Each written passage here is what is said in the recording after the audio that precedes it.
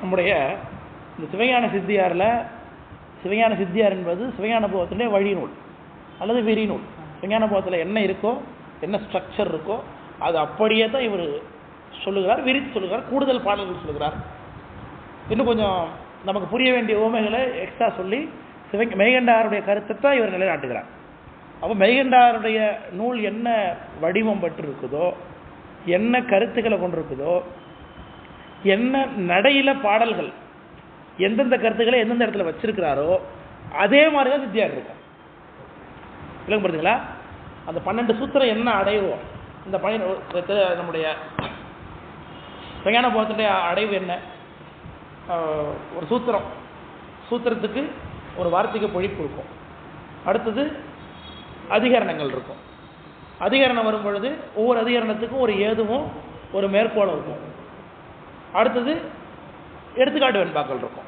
இதுதான் விஞ்ஞான போகத்தினுடைய ஸ்ட்ரக்சர். விளங்க புரியுதுங்களா? இப்போ அதே ஃபார்மட்டை நம்முடைய இந்த சித்தியாரில் நம்ம பார்க்க முடிகிறது. சூத்திரத்தை விஞ்ஞான போகத்தில் இப்போ அவன் அவள் அது என மூவினைமையின் தோற்றிய திதியை ஒடுங்கி மலத்து உள்ளதாம் அந்த மாதிரி என்மனார் புலவர் அப்படிங்கிற அந்த சூத்திரத்தை ஒரு விருத்தத்தில் முதல்ல அப்படியே அந்த சூத்திரத்தை இவருடைய ஸ்டைலில் ஒரு விருத்தமாக பாடுறார். அந்த சூத்திரத்தில் என்னென்ன இருக்கோ அது அப்படியே இவருடைய ஸ்டைலில் நம்முடைய சித்தியாரில் ஒரு விருத்தமாக பாடுறார். அதுக்கு பிறகு அதில் இருக்கக்கூடிய வார்த்திக பொழிப்பு, அப்புறம் அதில் இருக்கக்கூடிய அதிகரண விளக்கங்களில் ஏது, மேற்கோள், வெண்பா, இதிலெல்லாம் என்னென்ன கருத்துக்கள் இருக்கோ அவற்றையே வைத்து கொஞ்சம் விரிவான உதாரணங்களையும் எடுத்துக்காட்டுகளையும் கூடுதலாக காண்பித்து விருத்தங்களாக தொடர்ச்சியாக பாடார். அதில் என்ன இருக்கும்னா, சித்தியா நம்ம சிவஞான போதம் படிக்கும்போது இதுலேருந்து இது வரைக்கும் இந்த அதிகரணம், இந்த அதிகரணத்துடைய ஏது, இந்த அதிகரணத்தை மேற்கோள், இந்த அதிகரணத்துடைய உதாரணம் வெண்பா அப்படின்னு இருக்கும். ஆனால் இங்கே அந்த மாதிரி இருக்காது, தொடர்ச்சியாக இருக்கும். ஆனால் நீங்கள் வச்சுருக்கீங்களே இந்த புத்தகத்தில் அதை விரித்து போட்டிருக்காங்க, வகுத்து போட்டிருக்காங்க. ஆனால் சித்தியாரில் அப்படி ஸ்ட்ரக்சர் கிடையாது. நாமளே தான் என்ன பண்ணிக்கணும், வரையறை பண்ணி படித்துக் கொள்ள வேண்டும். Very good. அது புரியுது இல்லையா? அது அடிப்படையில் சிவஞான போதத்தை விரித்து சொல்ல வந்த நூலாகிய இந்த சிவஞான சித்தியார் 12 சூத்திரங்களாக தான் பகுத்து காட்டப்பட்டிருக்கிறது. அது எப்படி 12 சூத்திரம் இருக்குதோ அதுலேயும் இதே மாதிரி 12 சூத்திரம் இருக்கிறது. அப்போ இதில் இருக்கக்கூடிய சிவஞான போதத்துடைய முதல் சூத்திரம் என்ன? இப்போ சொன்னாத அவன் அவள் அது எனும் மூவினைமையின் அந்தம் ஆதி தோற்றிய திதியை ஒடுங்கி மலத்து உள்ளதாம் அந்தம் ஆதி என்மனார் புலவர். இப்போ முதல் சூத்திரத்தில் மெய்கண்ட தேவநாயனார் என்ன பேசுகிறார்? பதி உண்மையை நிலைநாட்டுகிறார். நிச்சயமாக உலகத்திற்கு ஒரு கர்த்தா இருந்தே தீர வேண்டும் என்பதை நிலைநாட்டுகிறார். இந்த கர்த்தா இருக்கிறார் என்பதை எதன் அடிப்படையில் நிலைநாட்டுகிறார்னா கருதல் அளவை மூலமாக நிலைநாட்டுகிறார். எல்லாம் புரியுதுங்களா? ஏன்னா கடவுள் உண்மையை சாதிக்கிறதுக்கோ இல்லை வேற எந்த ஒரு மறைபொருளுடைய உண்மையை சாதிக்கிறதுக்கோ நம்ம கிட்ட 3 ஸ்கேல் இருக்கு. என்னென்ன? Very good. காண்டல், கருதல், உரை. சில காண்டல் அளவை என்பது நம்ம அளவில் தான் பொருந்தும் இல்லையா? காண்டல் அளவையினால பார்க்க முடியாது. இப்போ தருமையாதனத்தினுடைய சன்னிதானங்களில் 11வது மகா சன்னிதானம், சாரி ஆமாம் 11வது மகா சன்னிதானம், 11வது மகா சன்னிதானம் திருமறைக்காடில் எழுந்திருக்கிறாங்க. அவங்க கோடிக்குழகர் தரிசனம் பண்ண போகும்பொழுது அங்கே நாத்திகர்கள்லாம் சேர்ந்து சன்னிதானத்துக்கு விஷம் வச்சிட்டான். அதற்கு முன்பாக நாத்திகர்களுடைய பிரமாணம் என்ன? நாத்திகர்களுக்கு என்ன பிரமாணம்? Very good. காட்சி அளவை மாத்திரம்தான் பிரமாணம். அவர்களை சைவத்துக்கு மாத்திரியாங்க சன்னிதானம். எப்படின்னா அவனுடைய பிரமாணத்தின் அடிப்படையிலேயே கடவுளை காமிச்சாங்களாம். ரொம்ப படிச்சுட்டு ஆச்சரியப்பட்டேன் ரொம்ப. அப்போ என்ன அர்த்தம்? நாத்திகர்களுக்கு சிவபெருமான நேரடியாக தரிசனம் பண்ணி வச்சிருக்காங்கன்னு அர்த்தம் ஆகுது. விளக்கம் புரிதல் சொல்றது. ஆமா, அவனை அவனுடைய பிரமாணத்தின் அடிப்படையிலேயே சைவன் ஆக்கியிருக்காங்கன்னு எழுதியிருக்கு அவங்களுடைய வரலாறுல. காட்சி அளவை மாத்திரமே கொண்டிருக்கக்கூடிய நாத்திகர்களை அவர்களுடைய அளவை பூர்வமாகவே உண்மையை சாதித்து சைவர்களாக்கினார் போட்டிருக்காங்க. இப்போ அவர்கள் சைவராகிட்டாங்க. ஆனால் அவர் சைவராக மாறினது பிடிக்காத இன்னொரு தரப்பு பஞ்சகர்கள் அவர்களுக்கு விஷம் வச்சாங்க பாலில் அப்படின்னு இருக்குது. அந்த சன்னிதானம் திருநீர் பாலில் போட்டாங்களாம், பாலை சாப்பிட்டாங்களாம். சாப்பிட்டு இரவு அவங்க அடைஞ்சு போயிருப்பாங்கன்னு நினைத்து கொண்டு பரவாயில்ல பார்த்தா இவங்க விஷாமல் இருந்திருக்கிறாங்க நல்ல மாதிரியா. அப்புறம் என்ன கேட்டது, நாங்களாம் உங்களை அருள் தெரியாமல் இப்படி பண்ணிட்டோம் அப்படி மன்னிச்சுங்கன்னு எழுதிருக்கானுங்க. அது ஒன்றும் இல்லை, என்னை நீங்கள் சிவமாக்கி இருக்கிறீர்கள் அப்படின்ட்டு. எப்படின்னா சிவம் தான் விஷத்தை சாப்பிட்டுட்டு பேசாமல் இருக்கும் அப்படின்னாங்களா அது விளையாடம்.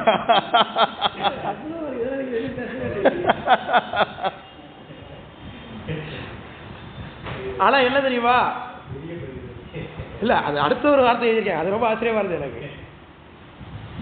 நான் சிவமா இருக்கேன், ஆனா அந்த சிவத்தினுடைய ஆணையை பெற்று சுந்தரமூர்த்திகள் விஷத்தை கொண்டு வந்து சாமி கொடுத்தாரு, ஆனா நீங்க ஆணை பெறாமலேயே விஷத்தை கொடுத்துருக்கீங்க அப்படின்னு நக்கல் பண்ணிருக்கிறாங்க அப்படின்னு வரலாறு இருக்கு. 16 ஆசிரியர்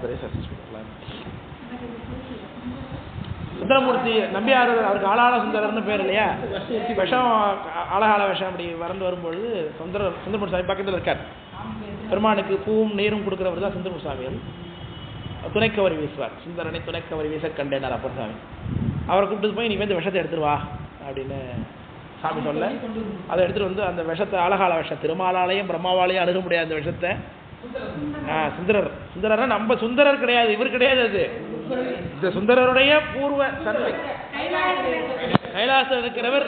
ஆமா, அந்த ஒரிஜினல் சுந்தரர் தான் இங்க வந்தாரு, அது மாட்டுக்கிறது இல்லை.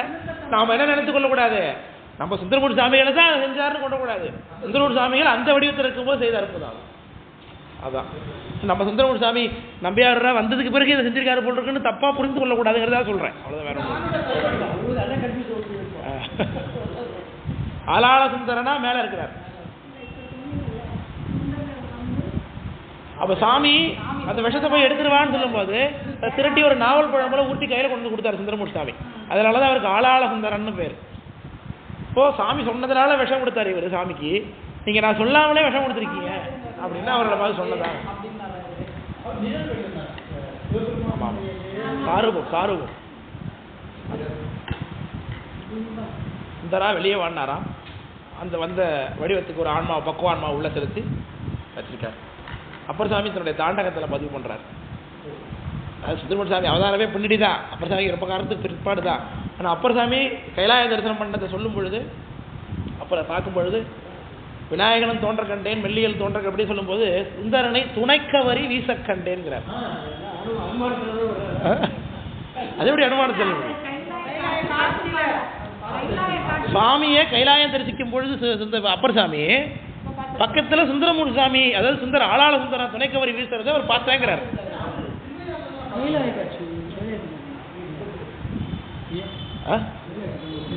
கைலாயம் கைலாயம் தரிசனம் பண்ணாருல, திருவையாறு பண்றாரு தரிசனம் தானே சொன்னேன். ஆமா திருவையாறு அவர் கைலாயம் பார்க்கும் போது அவ்வளவுதான், அவர் எங்க பார்த்தாருங்கிறதா கேள்வி கிடையாது, அவ்வளவுதான். அவர் கைலாயம் அவர் சாமி தரிசனம் 2 மணி நேரத்தில் பண்ணிருக்காரு.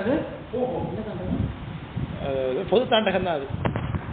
பாக்கிறேன் அந்த கணை அயில் சூழத்தை அழுத்தி கொண்டார்னு சொல்லுங்க அந்த பாட்டு. அந்த கணை அயில் சூழத்தை அழுத்தி கொண்டார், அதிக மாநகர் ஆட்சி கொண்டார் தான் வரும் பாட்டு. படிக்கிறதே இல்லை, மக்கா ஆயிட்டேன் நான், ஒன்றுமே ஞாபகம் இருக்க மாட்டேங்குது.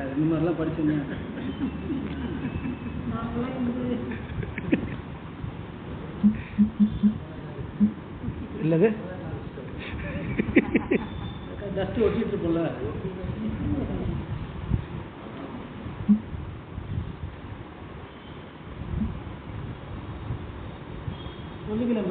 ஆசிரியர் தான் வருது,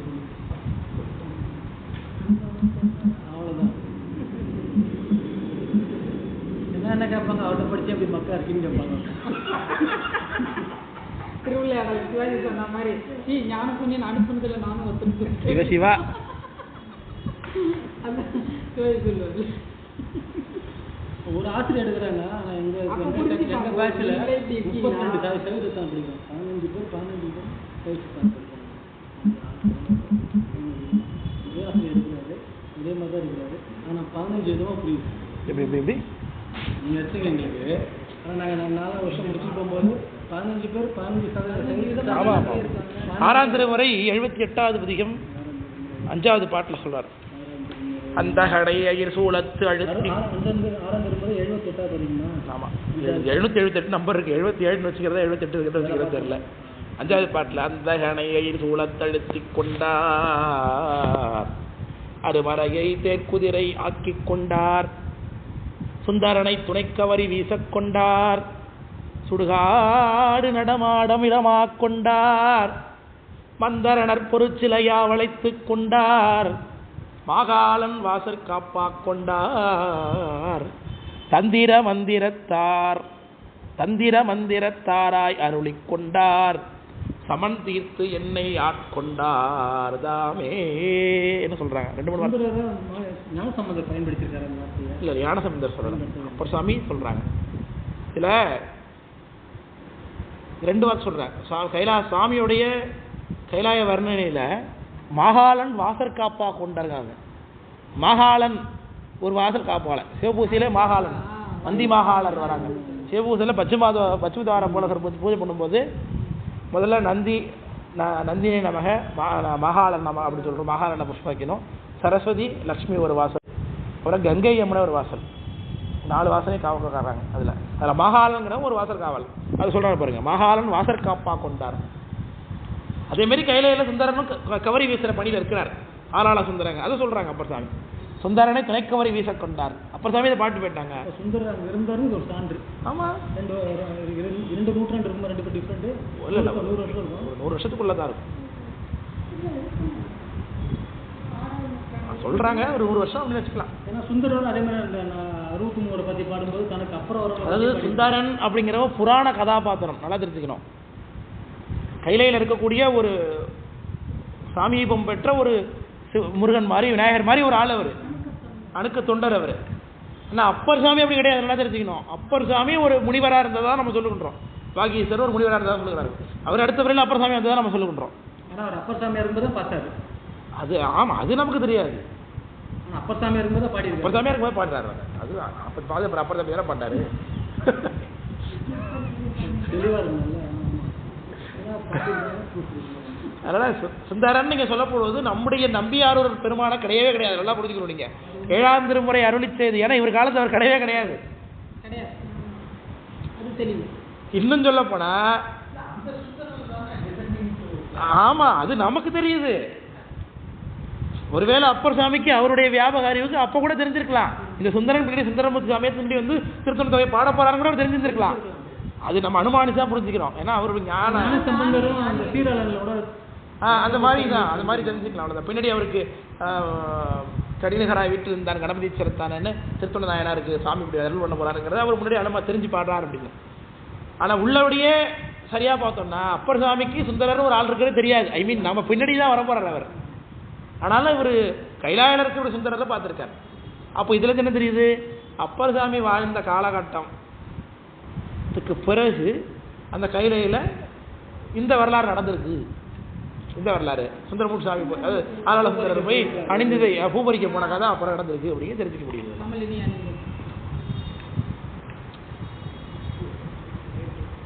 விளக்கம் புரியுதுங்களா? அப்படி நடந்திருக்கலாம், நம்ம அனுமானிக்கலாம். ஆமா, அதனால அப்படி ஒரு ஆச்சரியமான எதுக்கு இங்க போனோம் அப்போ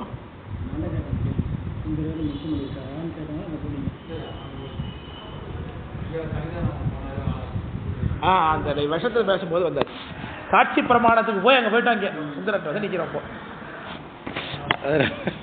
இதுதான் நம்ம வகுப்புடைய ஒரு பெரிய பிரச்சனை. இதுதான் தெரியாத பாடல வரலையா? எனக்கு பாடல வரலையா?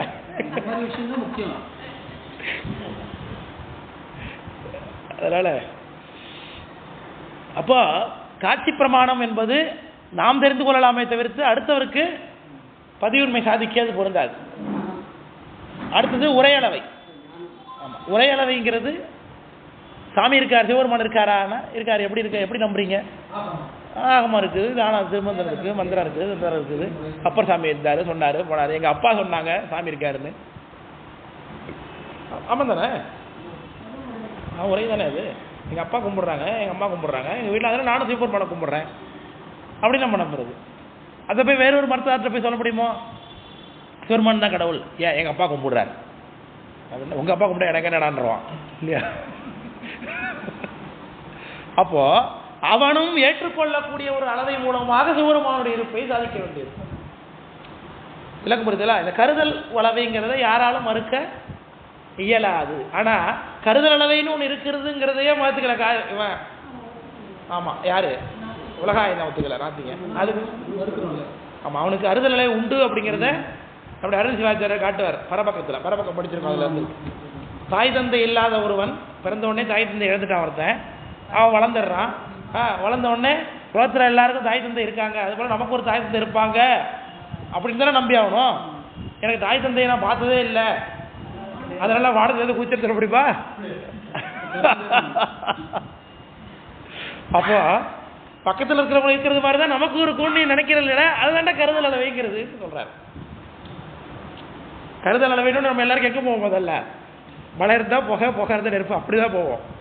ஆனால் கருதல் அளவை உண்டு அப்படிங்கிறதுக்கு நம்மள்கிட்ட இருக்கக்கூடிய ஒரு அடிப்படையான ஒரு செயலை வைத்துக்கொண்டே கருதல் அளவே உண்டு. எந்த பொருளையும் இருக்குதுங்கிறத கருதல் பூர்வமாக தெரிந்து கொள்ள முடியும். அப்போ அந்த ஸ்கேலை முதல்ல அக்செப்ட் பண்ண வைக்கணும். அது ரொம்ப முக்கியம். ரெண்டு பேருக்குமே சம்பளம் வேணும், ரெண்டு பேருக்குமே ஒரு பொருள் பகிர்ந்து கொள்ளப்பட வேண்டும். அப்போ ரெண்டு பேருக்கும் காமனான ஒரு ஸ்கேல் வச்சு தானே. இப்போ நான் இடத்துல வேலைக்கு போகிறேன் சார், நெல் தான் கூலி. அந்த காலத்துலலாம் நெல் அளந்து போடுறவங்க நெல் அளக்கிறதுக்கு மறக்கால அவங்க வீட்டிலேருந்து எடுத்துருவாங்கன்னு சொல்லுவாங்களா என்ன? நானெல்லாம் இவ்வளோ பெருசு எடுத்துருவோம் 6 வாரம் அப்படி. அப்போ அவனுக்கு எண்ணத்தில் அளந்து போட்டியோ அதுலேயே எனக்கு அளந்து போடு அப்படி தானே சொல்லுவாங்க. அப்போ இருவருக்குமே காமனாக இருக்கக்கூடிய ஒரு ஸ்கேல், அதை வைத்துத்தான் உண்மையில நிலைநாட்ட முடியும். அப்போ கருதல் அளவை தான் எல்லாராலையும் ஏற்றுக்கொள்ள முடியக்கூடிய ஒரு அளவை. இது இருந்ததுன்னா நிச்சயமா அது இருக்கும் அப்படிங்கிறது உலகத்தில் தெரியக்கூடிய விஷயம். அதை வைத்துக்கொண்டு நம்முடைய மெய்கண்ட நாயனார் உலகம் என்பது இயக்கப்படுகிறது, அது 3 நிலைகளில் இயங்குகிறது, பார்ப்பதற்கு 3 நிலையாக தெரிகிறது. அப்போ 3ஆம் தன்மை பெற்றக்கூடிய உலகத்துக்கு 3 தொழில் நடக்குது. தொழில் நடந்ததுன்னா ஒவ்வொரு தொழிலுக்கும் ஒரு கர்த்தா இருந்தே தீரணும். அந்த கர்த்தால சங்கார கர்த்தா தான் முதல் அப்படின்னு நிலைநாட்டுகிறார். இதைத்தான் தோற்றிய திதியே அது அவன் அவள் அது எனும் மூவி நேமையின் தோற்றிய திதியே ஒடுங்கி மலத்து உலகம் அந்தம் அது என்மானார் புலவர் அப்படின்னு சொல்லி சாமி பாடினாங்க. அதைத்தான் அந்த அந்த 3 வரி இருக்கு பாருங்க. அவன் அவள் அது எனும் மூவி நேமையின் தோற்றிய திதியை ஒடுங்கி மலத்து உலகம் அந்த மாதிரி என்மானார் புலவர், அந்த 3 வரியத்தான் இப்போ நம்ம பார்க்கக்கூடிய 21வது பாடல்ல 4 வரியாக பாடியிருக்கார். அந்த முதல் சூத்திரத்தினுடைய விருத்த வடிவம், முதல் சூத்திரத்தினுடைய சித்தியார் வடிவம் விளக்கம் புரியுதுங்களா? அதில் அவன் அவள் அது பாரு, இவன் ஒருவன் ஒருவள் பாரு, மீனிங் அதே தான். விளக்கம் புரியுதுங்களா? ஒருவனோடு ஒருத்தி என்று ஒன்று என்று உரைத்திடும் உலகம் எல்லாம் பருமுறை வந்து நின்று போவதும் ஆதலாலே தருபவன் ஒருவன் வேண்டும் தான் முதல் ஈருமாகி பருவிடும் அனாதிமுத்த சித்து ஒரு மண்ணி நின்றே என்று இந்த சூத்திரத்தை வடிவமைத்து காமிக்கிறாங்க நம்முடைய பெருமானார். ரொம்ப அற்புதமான பாட்டு. அதாவது அந்த என்ன சொல்லக்கூடாது நாம எப்படி இருந்தாலும், ஆனால் ஒரு குருவுக்கு பெருமை என்ன? சிஷ்யனுடைய பெருமை தான் குருவுக்கு பெருமை இல்லையா? சிஷ்யனுடைய நாலேஜும் சிஷ்யனுடைய அழகும் சிஷ்யனுடைய ஞானமும் தான் குருவுக்கு பெருமை இல்லையா? இந்த தன்னிலும் தம்மக்கள் அறிவுடைமை மாநிலத்து மண்ணுயிர்க்கெல்லாம் இனிது அப்படின்னு திருக்குறள். நம்மளை விட நம்ம புள்ள அறிவாளியா இருக்கு பார்க்கும்போது கடுப்பா இருக்குமா நமக்கு? என்னோட பெரிய ஆளா நீ அப்படி கேட்பாங்களா யாராவது போய்? அப்ப தன்னிலும் தம்மக்கு அறிவுடைமை மாநிலத்து மண்ணுயிர்க்கெல்லாம் இனிது. அதன் அடிப்படையில் அவன் அவள் அது எனும் மூவினமையின் அப்படிங்கிற அந்த 3 வரிய அவ்வளவு அழகாக பாடல் படுத்தி அதில் அந்த வார்த்தையில் கூட நம்ம அந்த 3 சூத்திரத்தில் கூட சில அப்ளிகேஷன்ஸ்லாம் பண்ணால் தான் நமக்கு அர்த்தம் புரியும். அது சூத்திரம்னா அப்படி தானே, சூத்திரம் A+B² அப்படிங்கிறத நீங்கள் விரிச்சு காமிங்க, அதை சுருக்கி காமிங்க. என்ன நம்ம என்ன பண்ணணும்? நம்ம கன்சிடரேஷன் நிறைய இருக்கும் தானே. Consider as X, consider as Y, இப்படி செஞ்சால் தானே சார் அது பண்ண முடியும். ஆமாம் ஆமாம் அர்த்தம் இருக்கு. ஆமாம், ஒவ்வொரு வார்த்தைக்குமே அர்த்தம் இருக்கு. ஒரு எழுத்துக்குமே சொல்லாட்சிக்குமே தனித்தனி அர்த்தங்கள் இருக்கு இல்லையா? அந்தம் ஆதி, அந்த ஆதிக்கு தான் கடைசியில் அந்தம் ஆதி அப்படிங்கிறதுக்கு அவர் பாட்டு விட்டார், அந்தம் ஆதின்ட்டார். ஆச்சரியமான எனக்கு இன்னொரு பாட்டு ஞாபகம் வருது. நம்முடைய தர்மியாதனத்துடைய 4வது மகாசன்னியானத்தில் தீக்கை பெற்று குமரகுருபுரத்தில் சென்று கல்வி பயின்று 5வது சன்னியானத்திட்ட வந்து ஞானதீட்சை பெற்றவர் தர்மியாதனத்துடைய மொழிபுங்கவராகிய வெள்ளியம்பலவான முனிவர்னு பேர். அந்த சாமிகள் தான் நமக்கு முத்தி நிச்சயத்துக்கு மாபாடியம் பண்ணாங்க. முத்தி நிச்சயம் மாபாடியம் பண்ணாங்க. ஞானாவரண அரும்பவத விவேகம் அப்படின்னு பண்ணாங்க. அதாவது சித்தியாருக்கு ஞானாவரண விளக்கம்னு சொல்லி குருஞான சம்பந்தர் உரை எழுதியிருக்காரு சார். சித்தியாருக்கு தர்மியாதன குருமுதல்வராய குருஞான சம்பந்த பெருமானார் ஞானாவரண விளக்கம்னு ஒரு உரை நூல் பண்ணியிருக்காங்க. அந்த நூல் நமக்கு கிடைக்கவே இல்லை, கிடைக்கல, அழிஞ்சு போயிடுச்சு. அதனத்தில் அது கொஞ்சம் பாட்டு தான் இருக்குது. அது எப்படி கண்டுபிடிக்கிறாங்கன்னா, அந்த ஞானாவரண விளக்கத்தை அரும்பத விவேகம், அதாவது சித்தியார் நூலுக்கு குருஞான சம்பந்தர் பண்ண விளக்கம்னா எப்படி இருந்திருக்கும் அதை பாருங்க. அந்த நூலுக்கு அரும்பத விவேகம்னா குருஞான சம்பந்த பெருமான் அருமையாக பயன்படுத்திருக்கா பாருங்க வார்த்தைகள். அதில் அதுக்கு மட்டும் உரை பண்ணியிருக்காரு இந்த வெள்ளியம்பலவான தம்பரான். புரியுதுங்களா? அப்போ அந்த வெள்ளியம்பலவான தம்பரான் பண்ண உரை நூலில் ஒரு சிறு பகுதி மட்டும் நமக்கு கிடைச்சிருக்கு. அதை வச்சு தான் குருஞான சம்பந்தர் படிப்பு உரை நூல் பண்ணியிருக்காருங்கிறது நமக்கு தெரியுது. அழிஞ்சு போச்சு, கிடைக்கல. திருவருள் இல்லை சொல்றது உள்ளபடியே இதெல்லாம் வருந்தத்தக்க செயல் தான் இல்லையா? காலத்தில் அப்படி நிர்வாகம் ரொம்ப காலம் ஒன்றும் ஆகலையே, 300 வருஷம் தானே ஆகுது. 400 வருஷத்துக்குள்ள ஒரு நூல் அழிஞ்சு போயிடுச்சுங்கிறது நிச்சயமாக ஒரு கவனமின்மைன்னு தான் சொல்லணும், அதை பொறுப்பின்மைன்னு தான் சொல்லணும்.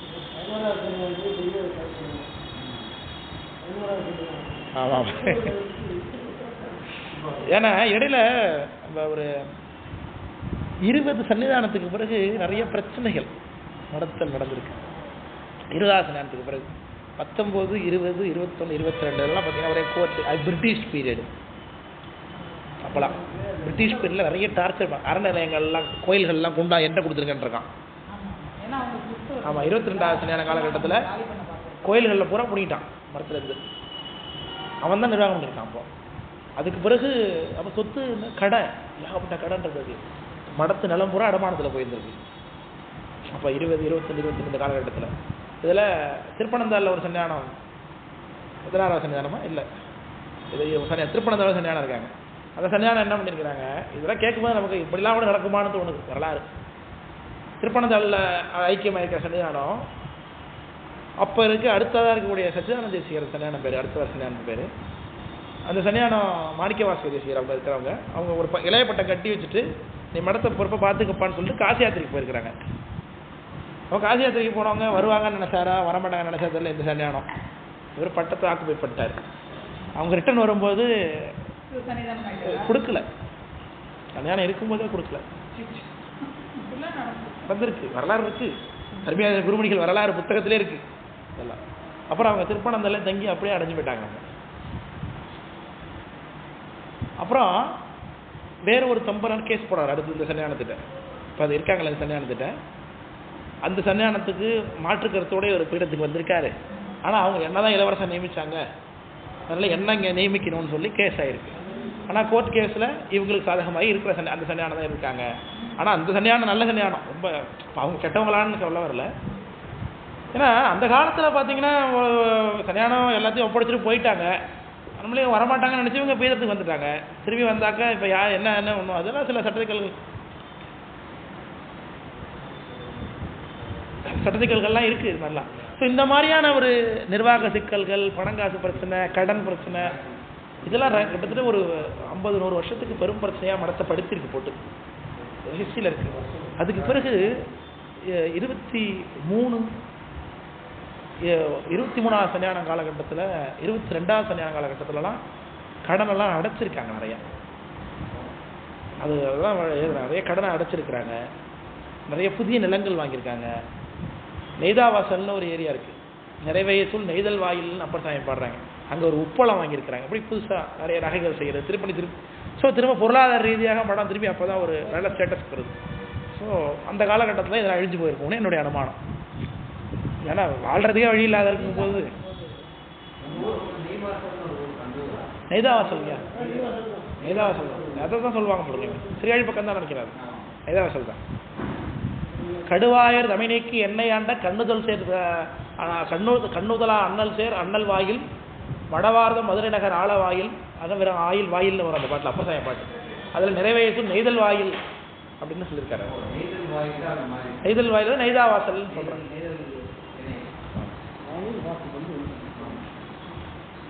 வாயிலுங்கிறது வாசல்னு மக்கள் வழக்கில் வாயில்.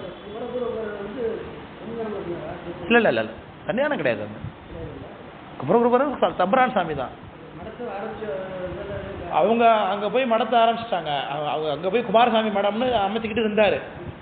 ஞானதிக்கப்பட்டாரு. தர்மியாதனத்துடைய தம்பரான் தான் அவர். சனிராஜ்யம் செய்கிறாரு. ஆனால் அது தர்மியாதனத்துக்கு சொந்தம் தான் அது. ஆமாம் ஆமாம், சன்னியானத்துக்கு முன்னாடி. ஏன்னா அவருடைய யோகப்பட்டெல்லாம் தரிசனம் வந்தவர் சன்னியானத்துக்கு வந்தவொடனே தன்னுடைய பேச்சை எழுதாமல் இருக்கிறார்களே, மாசிலாமணி தேசிகர்னு பண்ணுறாரு. அரைமாத்திரை குறி பண்டாரமணி கோவில். என் அடியார் திருவமுதார்ந்த தெருக்கடையிருந்த பரிகளமாந்தும் வரமுடை நமளி யாகப்பறக்கு வரம் கொடுப்பான்னு கேட்குறாரு. அந்த அளவுக்கு பாடுறாருன்னா ஆச்சாரியன் எப்படி பார்க்குறாருன்னு அது உண்டு தான். அதனால் எது சொல்ல வந்தேன், அந்த வெள்ளியம்பல மாமுனிவர் அவரை பற்றி பேசுறது தான் இங்கே போகிறோம். ஏன் அவரை பற்றி பேசியிருந்தேன்?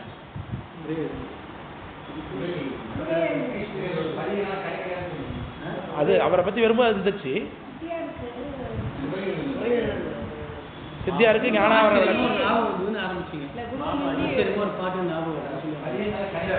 ஆமாம்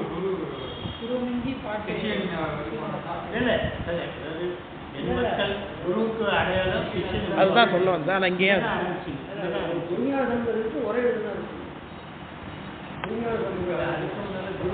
சரி ரைட். ஆனால் எனக்கு நீ எங்கே ஆரம்பிச்சுன்னு புரிஞ்சிருச்சு. ஆனால் இங்கே வெள்ளியம்பலம் வனத்தை ஏன் போனங்கிறது ஞாபகம் மாட்டேது. சரி எதுக்கு சொல்ல வந்தேன்னா, அப்படி உரை அந்த அளவுக்கு விரிவாக இதில் பாடி வச்சிருக்காரு சொல்கிறேன். அது எனக்கு ரொம்ப கவலை, எல்லாருக்குமே கவலை தான் அது. ஆமாம், ஏகானந்த பெருமான் உரை எழுதியிருக்காருன்னா அது எப்படி இருந்திருக்கும் அந்த நூல் இல்லையா? எவ்வளோ பெரிய விரிவு.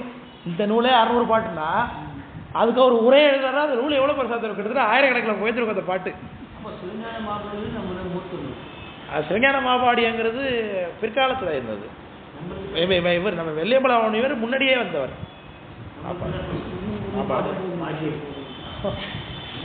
முன்னூறு பாட்டே படிச்சு கிழிக்கல, அதற்கு படிக்க போறேன் அழிச்சுதான் இருக்கிறார். அதனால சரி, அதனால இந்த பாட்டுடைய விளக்கத்தை பார்ப்போம். நேரான காம நேரம் தான் இருக்குது. ஒருவனோடு ஒருத்தி ஒன்று, அவர் அவன் அவள் அது அப்படின்னார். உலகத்தை பார்க்கும் பொழுது, ஏன்னா உலகத்தை பார்த்துத்தான் கடவுள் உண்மைக்கு, காணப்படாத கடவுளுக்கு காணப்படக்கூடிய உலகத்தை வச்சு பிரமாணம். விளக்கம் புரியுதா? காணப்படாத நெருப்புக்கு காணப்படக்கூடிய புகையை வச்சு தான் கண்டுபிடிக்கணும். அதே மாதிரி காணப்படாத கடவுள், ஏன்னா கடவுள் கண்ணுக்கு தெரிய மாட்டார், அரிய காட்சியார்னார். அப்போ தெரியாத கடவுளுக்கு தெரியக்கூடிய உலகத்தை வச்சு தான் நம்ம அனுமானம் காட்டுகின்றோம், பிரமாணம் காட்டுகின்றோம். அப்போ தெரியக்கூடிய உலகம் எப்படி சார் இருக்கு? பார்த்தா இரண்டாம் தன்மை தெரியும். ஒன்று சடம், இன்னொன்று அசடம். அதாவது அசடம்னா உயிர் பொருள், உயிர் பொருளாக இருக்கும் அல்லது உயிரற்ற பொருளாக இருக்கும். இந்த உலகத்தில் எதை பார்த்தாலும் அப்படி தான் இருக்கு. இந்த ரூமில் நம்மெல்லாம் உயிருடைய பொருளாக இருக்கிறோம். இருக்கக்கூடிய புழு, பூச்சி, பள்ளி, கொசு இதெல்லாம் உயிருடைய பொருள். அந்த உயிருடைய பொருளுடைய உடம்புலேருந்து அந்த உயிர் நீங்கிடுச்சுன்னா மிச்சமாக இருக்கிறது என்னவா இருக்கும்? சடம் தான் இருக்கும். அப்போ உலகம், உயிரும் உலகமும் தான் இந்த உலகத்தில் இருக்கு. அது புரியுது இல்லையா சொல்றது? அப்போ இது இன்னும் நுட்பமாக ஆராய்ந்தா உயிருடைய பொருட்கள்ல இரண்டு தெரிகிறது, ஒன்று ஆண், இன்னொன்று பெண். இப்ப நிறைய பாலினங்கள் சேர்த்துட்டாங்க. மூன்றாம் பாலினம்னு கலைஞர் கொண்டு வந்தார். அதை விளக்கப்படுறதுல டிரான்ஸ்ஜெண்டர், அதர்ஸ்ன்னு பிரிச்சிருப்பாங்க. மேலா ஃபீமேலா அதர்ஸான்னு போட்டிருப்பாங்க. அதர்ஸ் அப்படிங்கிறத, அதர்ஸ்க்கு நிறைய இருக்கு. இன்னும் ஒவ்வொருத்தவங்களும் தனித்தனி பாலினம் நிறைய, அதில் நிறைய வெரைட்டிஸ் இருக்குது. அதனால அதர்ஸும் காமனாக வச்சாங்க. டிரான்ஸ்னு வச்சாலே டிரான்ஸ்ஜெண்டர்லேயே வச்சுக்கிட்டிங்கன்னா மாற்றுப்பாலை, ஆண்லேருந்து பெண்ணாக மாறினானா, பெண்லேருந்து ஆணாக மாறினானான்னு பேர். ஆண்லேருந்து பெண்ணாக மாறினா திருநங்கை, பெண்லேருந்து ஆணாக மாறினா திருநம்பின்னு பேர் அவனுக்கு. ஆமாம், நிறைய இருக்கு. பெண்ணா பிறந்து பெண்ணா இருந்தவங்க தன்னை ஆணா உணர்ந்து தன்னை ஆணாக மாற்றி கொண்டாங்கன்னா அவங்களுக்கு திருநம்பின்னு பேர். இப்போ ஆணா பிறந்து பெண்ணா மாறவங்க அதிகமாக இருக்கு தெரியுது நமக்கு, அதனால அது இப்போ ஃபெமிலியர் ஆயிடுது. அலி அப்படின்னு 3 பால் எடுத்து சொல்லுது சாஸ்திரம். அதாவது ஆணு மல்லன் பெண்ணு மல்லன் அலி மல்லன் சொல்லுகின்றோம். ஆனாலும் தொல்காப்பிய சூத்திரப்படி ஆண் தன்மை அதிகமாக இருந்தால் ஆண்னே சொல்லு, பெண் தன்மை அதிகமாக இருந்தால் பெண்ணே சொல்லுது. ஏதாவது ஒன்றில் தான். அப்போ 2 பாலினம் தான். விளக்கம் புரியுதா இல்லையா? ஆண் தன்மை அதிகமாக இருந்ததுன்னா ஆண்னு சொல்லு, பெண் தன்மை அதிகமாக இருந்தால் பெண்ணில் வச்சுருவள தான், தனியாக கொண்டு போகாத அப்படிங்கிறார். அப்போ இருக்கிறது அடிப்படையில் அவனும் அவளும் தான், அதை மாற்றம். அப்புறம் அது இருக்கு உலகம், அதுதான் ஒருவனோடு ஒருத்தியினர் ஒன்று என்று உரைத்திடும் உலகம் எல்லாம். இப்படி மூவகைப்பட்டதாக உலகம் தோன்றுகிறது. விளக்கம் பாருங்களா? இந்த உலகம் 3 தன்மையோடு இருக்குது. இந்த உயிரை பாருங்க, அவனா இருந்தாலும் அவளா இருந்தாலும் உள்ள இருக்கிற உயிருக்கு அவனா அவளாங்கிற பேதம் உண்டோ? இல்லை. அப்போ உடம்புல தான் பேதம், அவன்கிறதோ அவளுங்கிறதோ. அப்போ அவன் அப்படிங்கிறது ஒரு உலக வடிவம், அவள் அப்படிங்கிறது ஒரு உலக வடிவம், அதுங்கிறது ஒரு உலக வடிவம். 3மே என்னதுதான்? மாயா காரியம். உள்ள இருக்கிற உயிரில் என்ன கிடையாது? அவனோ அவள்னோ கிடையவே கிடையாது. ஆணுன்னு உண்டா ஆத்மாவுக்கு ஆணுன்னு உண்டா? பெண்ணு கிடையாது. அப்போ நம்ம அவன்னு பார்க்கறதும் உலகம்தான், அவள்னு பார்க்கறதும் உலகத்தை தான், அதுன்னு பார்க்கறதும் உலகத்தை தான். அப்போ உலகம் 3 வகையா இருக்கு. ஆமா, காணக்கூடிய உலகத்துக்கு தானே பிரமாணமே. அப்போ உலகம் 3ஆ இருக்குது இல்லையா? அந்த இனம் பற்றிய உலகத்துல 3 தொழில் இருக்கு, 3 வகை தொழில் இருக்கு. தோன்றுதல், இருத்தல், அழிதல் அப்படிங்கிறது பாருங்க. ஒருவனோடு ஒருத்தி ஒன்று என்று உரைத்திடும் உலகம் எல்லாம். உலகம் அப்படிதான் இருக்கு. அந்த உலகம் எப்படி இருக்கு பார்க்கறதுக்கு இன்னும் வருமுறை வந்து நின்று போவதும் ஆதலாலே. இணையவழி வகுப்புல நான் ஒரு படம் உனக்கு காமிச்சேன். இப்ப சொல்லுங்க.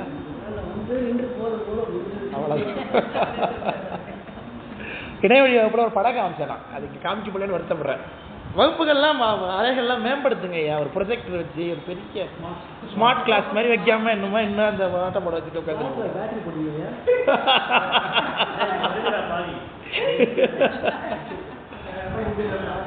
ஸ்மார்ட் கிளாஸ் ரூம்ஸ்லாம் வச்சா தானே நமக்கு காமிக்க முடியும். ப்ரொஜெக்டர்னு ஒன்று வைக்கிது, காலேஜெல்லாம் வச்சுருப்பாங்க. அது எப்படி இருக்குன்னாக்க அந்த A4 ஷீட்லேயே கிளாஸியாக ஒரு ஷீட் இருக்கும். அது என்ன பேர்? அது இது ஒரு பேர், ஏதோ ஒரு பேர். இந்த ஷீட் இருக்கு பாருங்க, டிரான்ஸ்பரண்ட் ஷீட்டு. இந்த டிரான்ஸ்பரண்ட் ஷீட்டில் ஸ்கெட்சினால படம் வரைஞ்சிட்டு, ட்ரேஸ் பேப்பர் மாதிரி தான், அதில் படம் வரைஞ்சிட்டு அந்த ப்ரொஜெக்டர் நீங்கள் அதை வச்சிட்டிங்கன்னா அந்த படம் செவத்தில் பார்க்கலாம். அந்த படத்தை அதெல்லாம் ரொம்ப இப்போலாம் சிம்பிளாக தான் இருக்கும். அதெல்லாம் எப்படி இருந்தாலும் இப்போ அப்போவே அதெல்லாம் நான் காலேஜ் படிக்கும் போது எல்லாமே அது விற்றுது. நான் காலேஜில் வாங்கி வச்சுருக்கேன்னா இப்போலாம் சாதாரண அமேசான்லேயே கிடைக்கும்னு நினைக்கிறேன் அதெல்லாம். ஆமாம், இப்போ அதில் அப்டேட் தான் வந்துருங்க. அதுக்குள்ள நாங்களாம் அப்போ ஆசிரியராக இருக்கான்னு தெரியல.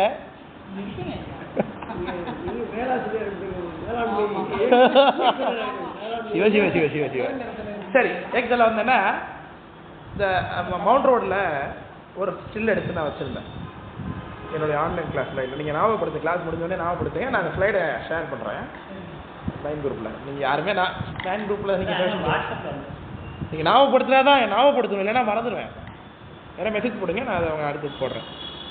அதில் பார்த்தீங்கன்னா பழைய கட்டடங்கள், பிரிட்டிஷ் பீரியடில் இருக்கிற கட்டடங்கள் இருக்குது,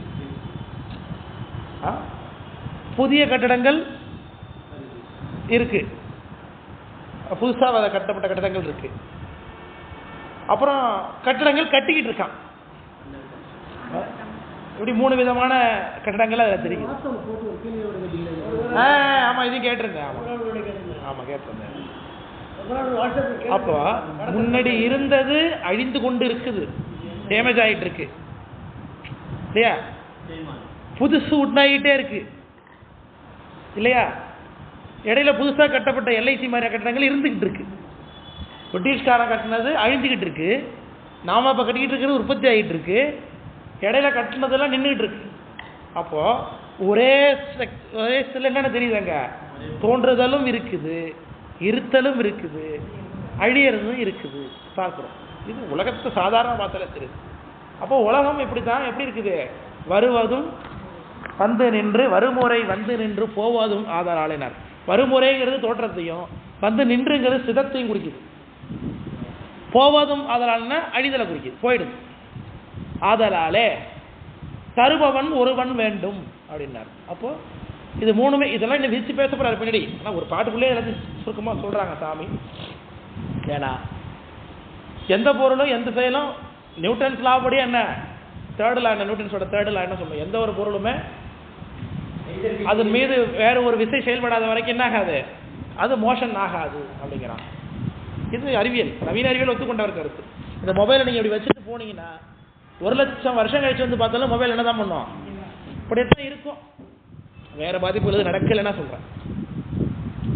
இல்லைங்க புரியுதுங்களா? அப்போ ஏன் எக்ஸ்டர்னல் ஃபோர்ஸ் அது மேலே செலுத்தப்படலைன்னா அது அப்படித்தான் இருக்கும். எந்த பொருளும் சடப்பொருள் என்ன ஆகாது, மாறாது. உலகம் சடப்பொருள் எப்படி நம்ம கண்டுபிடிச்சோம், 3 தன்மையா இருக்கு, ஆண் பெண் அதுன்னு. 3மே என்னதுதான், சடம்தான். அப்போ ஆணும் பெண்ணும் அதுங்கிற அந்த சடமாக இருக்கக்கூடிய உலகம் இப்ப என்ன ஆயிட்டு இருக்கு, தோன்றுது, இருக்குது, அழியுது. அப்போ தோன்றுவது சடத்தால தானே செய்து கொள்ள முடியாது, இருக்கிறது சடத்தால தானே செய்து கொள்ள முடியாது, அழிதலும் தானே செய்து கொள்ள முடியாது. அப்ப செய்பவன் ஒருவன் உண்டு, அதான் தருபவன் ஒருவன் வேண்டும் அப்படின்னு கடவுள் ஒருத்தன் இருக்கான்னு காட்டுறாரு முதல்ல. சரிதானே? அப்போ ஞாபகம் வந்துருச்சு. இப்போ ஈரு மாதுங்கிறத வந்து எதுக்காக வெள்ளியம்பல மாணவர்கிட்ட போனான்னா சொல்றேன், அதை ஞாபகம் சொல்றேன். தருபவன் ஒருவன் வேண்டும், தான் முதல் ஈரும் ஆகினர். அந்த 3 பேர் இருக்கா பாருங்க, தோற்றகர்த்தா, சிதகர்த்தா, சங்காரகர்த்தான்னு. இந்த 3 பேர்ல சங்காரகர்த்தா தான் எல்லாவற்றையும் சங்கரிப்பான். சங்கரிக்கிறவன் தோற்றகர்த்தாவையும் சங்காரம் செய்வான், சிதகர்த்தாவையும் சங்காரம் செய்வான், அவனே நிற்பான், திரும்பவும் தோற்றகர்த்தாவையும் சங்காரகர்த்தையும் உற்பத்தி பண்ணுவான். அப்போ அவனே முதல், அதான் அந்தம் ஆதினர். அந்தத்தை செய்கின்றவனே ஆதியாகவும் இருக்கின்றனர். இதைத்தான் அழகா வெள்ளியம்பல மாமுனிவர் தன்னுடைய முதுமொழி மேல்வைப்பு அப்படிங்கிற நூலில் திருக்குறளுக்கு ஒரு உரை, திரைக்குறளுக்கு முதுமொழி மேல்வைப்பு வைக்கிறார். அதுல மழை அப்படிங்கிறது சிவபெருமான போலங்கிறார். அதாவது கெடுப்பதும் கெட்டார்க்கு சார்வாகி மற்றாங்கே எடுப்பதும் எல்லா மழை. இது திருக்குறள். இந்த திருக்குறளை ஏன் தெரியுமா திருவள்ளுவர் பாடினாரு, இதுல என்ன தெரியுமா அர்த்தம் இருக்குது, அழித்து உலகை ஆக்குதலால் அந்தம் ஆதி என்மர், அழித்தும் ஒன்றை ஆக்குவதும் உண்டோ எண்ணில் அப்படிங்கிறார். கெடுப்பதும் கெட்டார்க்கு சார்வாகி மற்றாங்க எடுப்பது எல்லா மழைன்னு இந்த முதுமொழி மேலுக்கு பாட்டு. சிவபெருமான் ஆகமம் என்ன சொல்லுது, சிவபெருமானுடைய உண்மையை காமிக்கிறதுக்கு அவன் அந்தம் ஆதி சகாரகர்த்தாகிய முதல். ஏன் அவன் அழிக்கிறான், அவரை திரும்ப உற்பத்தி பண்ணுகிறார். இது சொல்றதுக்கு ஒரே அழிக்கிறவனே ஆக்குறான் உலகத்தில் ஏதாவது உண்டா சார் அப்படின்னு கேட்டா அதுக்கு உரை போல, அதுக்கு பிரமாணம் போல இந்த திருக்குறள் அமைந்திருக்குங்கிறார். கெடுப்பதும் கெட்டார்க்கு சார்வாகி மற்றாங்கே எடுப்பதும் எல்லா மழை. வேஞ்சி கெடுக்கும் மழை, தனிய மாதிரி பெய்யுதே, இப்படி கஷ்டப்பட்டனே, விவசாயத்தை நம்பி இருந்தனே, இப்படி அழிச்சு விட்டேன் அப்படின்ட்டு எல்லாம் அழிஞ்சு போச்சு, வெள்ளங்கள்லாம் வடிஞ்சிருச்சு, திரும்பி அடுத்த பக்கத்தை ஆரம்பிக்கணும். அப்போ யாரு தான் எதிர்பார்க்கணும், மழையை தான் எதிர்பார்க்கணும். அப்போ மழையே அழிக்கவும் வல்லது, அதுவே ஆக்கவும் வல்லது. அழிப்பதே ஆக்கும் மழை போல, சிவபெருமானை போல இந்த முதல் திருக்குறள் எடுத்து காண்பிக்கிறார். அழித்தும் உலக அந்த காலம் சொல்ல வந்தேன், பேர் யார் ஞாபகம் வந்தது, அதனால தான் அவர் தான் அந்த அறுபதை வேகம் பண்ணாருங்கிறதா அப்படி போயிட்டு வந்தாத்துல. அப்போ அதனாலே தருபவன் ஒருவன் வேண்டும், தான் முதல் ஈருமாகினார். ஈருமாகினா முதல்ல ஈருமா சாமி இருக்கிறாரு. அப்போ இந்த இதை பாருங்க, சிவஞான போதத்தில் அந்தமாதி என்மனார் புலவர்னு விட்டார். ஆனா அந்த அந்தமாக இருந்து ஆதியா இருக்கக்கூடிய சாமி எப்படி இருக்கணுங்கிறத அடுத்த வாரத்தில் பாருங்க. மறுவீடும் அனாதி முத்த சித்த உருமண்ணி நின்றே, ஒவ்வொன்றுத்துக்கும் தனித்தனி விளக்கம் இருக்கு. அந்தம் ஆதின்னு சொல்லியாச்சு, சங்காரகர்த்தா தான் கடவுள்னு சொல்லிட்டாரு. ஆனா சங்காரகர்த்தா எப்பேற்பட்டவன், இப்ப சங்காரகர்த்தாவும் தோற்றகர்த்தா தோற்று வைக்கிறான், சிதகர்த்தா சிதம் பண்ணுகின்றான், சங்கார கர்த்தா அழிக்கிறான். அப்போ முதல்ல தோற்ற கர்த்தா தானே சங்கார கர்த்தா தோற்றுவிச்சிருப்பான் அப்படின்னு வருதா இல்லையா கேள்வி? அதுக்கு தான் அவர் சொல்றாரு, சங்கார கர்த்தா எப்படி தெரியுமா, அவரு அனாதிங்கிறார். புரியுதா இல்லையா? அப்ப சங்கார கர்த்தா அனாதியாக இருந்து பல வடிவங்களை எடுத்து இவர் தோற்ற கர்த்தா உற்பத்தி பண்ணியிருக்கார். அதே சமயம் சிதகர்த்தாவும் தோற்றகர்த்தாவும் சகல வகை ஆன்மாக்கள், திருமாலும் பிரம்மாவும், அவர்களுக்கு ஆணவமலம் உண்டு. ஆனா இவரு முத்த அனாதிமுத்தர். சரி, திருமாலுக்கு பிரம்மாவுக்கும் சாதுக்களாலே ஆன வடிவம் உண்டு. செத்து போறாங்கன்னு பாக்குறோம். திருமாலுக்கு ரத்த பிக்ஷானந்த பைரவர்னு போறாரு, நெத்தியை திறந்து விட்டு ரத்தம் கொடுக்குறாருன்னு பாக்குறோம். ஆமா. அப்போ திருமாலுடைய உடம்பு சாதுக்களான மாயாகாரியமான உடம்பு, ஆனா சிவருமானுடைய உடம்பு அருள் தேகம். அப்போ முத்த சித்துரு மண்ணி அருளாலய வடிவம் எடுத்துக்கொண்டு அந்த இறைவன் இருக்கிறான் என்று இந்த சூத்திரத்தை சாமி பண்ணியிருக்காரு. இப்போ ஒவ்வொன்றுத்துக்கு விளக்கம் சொல்லணும். இந்த பாட்டில் என்ன பண்ண போறாரு, இப்போ ஒவ்வொரு வரியிலையும் முதல்ல ஒருவன் ஒருத்தி உண்டு, அதாவது உலகத்துக்கு தோற்றம் செய்த சங்காரம்னு உண்டுங்கிறத சாபிக்கிறாரு. தோற்றம் செய்த சங்காரத்துக்கு 3 கர்த்தா இருக்காங்க, 3 கர்த்தாவில் சங்கார கர்த்தாங்கிறத விரிச்சு அப்புறம் பேச போறாரு. அந்த சங்கார கர்த்தாவுக்கு அவர் அனாதியா இருக்காருங்கிறதையும் அவர் முத்த சித்துருவாக இருக்கிறாருங்கிறதையும் தொடர்ந்து விளக்க போறார். இதுதான் அந்த முதல் சூத்திரத்தினுடைய அடைவாக இருக்கு. அதை நாளைக்கு பார்ப்போம் என்று சொல்லி நிறைவேற்றுகிறோம். மூர்த்தி எல்லாம் வாழி, எங்கள் மோனகுரு வாழி, எல் வார்த்தை என்று வாழி, அன்பர் வாழி பராமரி.